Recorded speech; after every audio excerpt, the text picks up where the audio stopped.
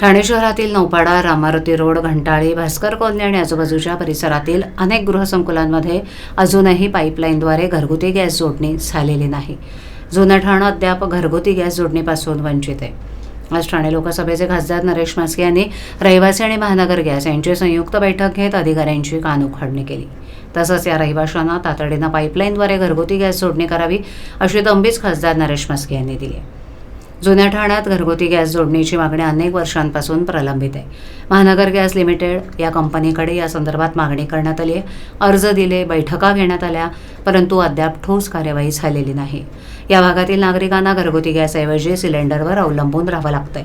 या समस्येला वाचा फोडण्यासाठी आणि नागरिकांच्या मागण्या अधिक प्रभावीपणे मांडण्यासाठी शिवसेनेचे पदाधिकारी किरण नागते, प्रकाश पायरे, बाळा गवस, संजय कुलकर्णी यांनी पुढाकार घेतला.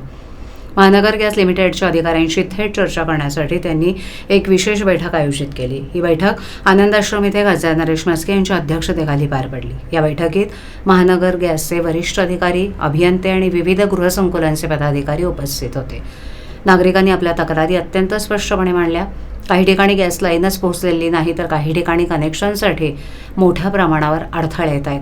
काही सोसायट्यांमध्ये सर्व प्रक्रिया पूर्ण करून देखील जोडणी झालेली नाही, अशी रहिवाशांनी तक्रार केली. या बैठकीत शिवसेनेचे किरण नागते आणि प्रकाश पायरे यांनी अनेक सोसायट्यांसंदर्भात समस्या मांडल्या आणि महानगर गॅस प्रशासनासमोरील अडचणी समजावून सांगितल्या.